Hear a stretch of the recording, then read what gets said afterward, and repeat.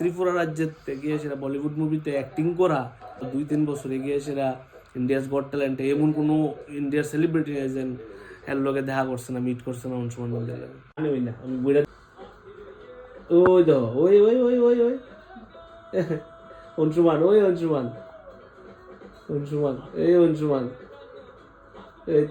এই তো অংশমান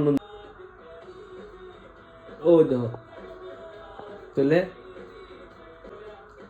রাত তখন 1:20 বাজে, শরীর বেশি ভালো আসতো না, যখন জ্বর আসলো তখন একটু ঠিক হয়েছে।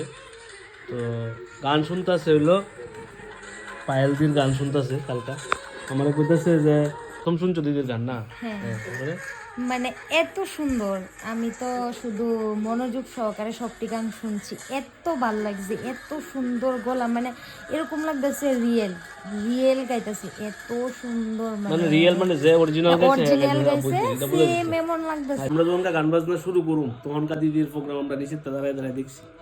এই হইলো পায়েল দাস নন্দী, বিশুদা বাজাইছেন, মানে বিশুদার প্রোগ্রাম আমরা নিচে দাঁড়ায় কত দিন দেখছি।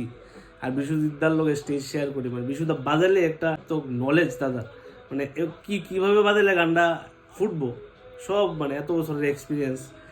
আর এরপরে বললাম আর কি জানি, এরপর হইলো পায়েল দাস নন্দী আর বিশ্বজিৎ নন্দীর ছেলের নাম হইলো অংশুমান নন্দী, যে 2-3 বছর যখন বয়স তখন গেছে গা ইন্ডিয়াস গট ট্যালেন্টে। আর ওই দেখো আমরা দেখতেছি ওখানে হেরার বই কে জানি না, আমি বইটা ওই দেখো ওই ওই ওই ওই ওই অংশুমান ওই অংশুমান।